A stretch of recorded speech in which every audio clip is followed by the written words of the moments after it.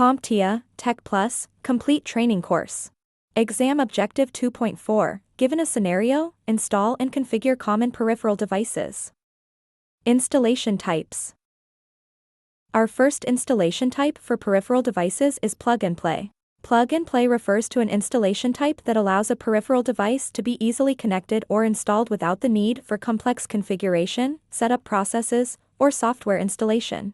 As the name suggests, just plug in the device and it's ready to go. This installation type allows for seamless integration and immediate functionality, reducing the need for an average user to be technically proficient.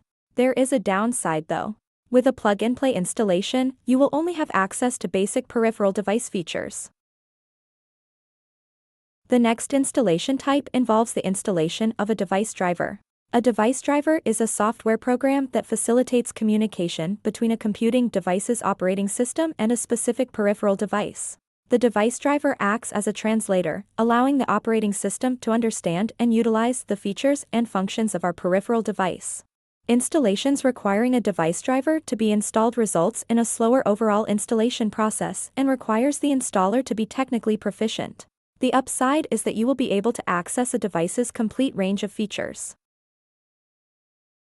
To help compare a plug-and-play installation to a manual driver installation, I have selected the mouse peripheral type. And before you ask, no, this is not a plug for the HP G160 gaming mouse. The graphic just fit the scenario and layout well. Okay, so let's start with the mouse on the left. It will have the ability to left-click, right-click, and scroll. These are features that can be found on most every mouse.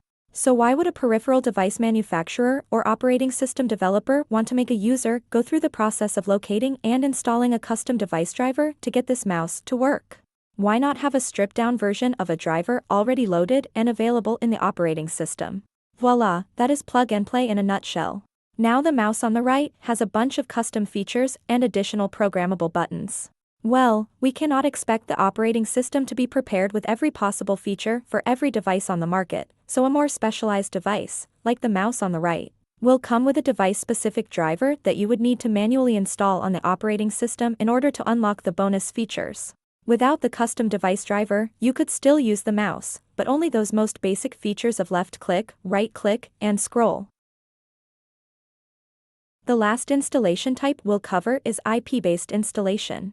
IP stands for Internet Protocol, which is the language devices use to identify and communicate with each other on a network.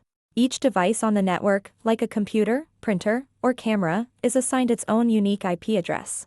With IP-based peripherals, such as network printers, IP cameras, and some scanners, installation takes place over this network connection rather than plugging directly into your computer.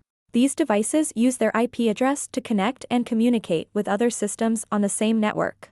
This kind of setup is especially helpful in office environments where multiple users need access to the same device, all without the need for individual physical connections. And since these devices live on the network, many of them are configured through a web-based interface. Just open a web browser, type in the device's IP address, and you'll be taken to a setup portal. From there, you can adjust settings, update firmware, and manage features, all without needing to install extra software.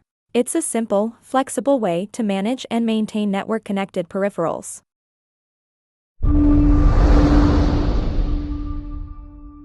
Thank you for watching. Subscribe for more great content.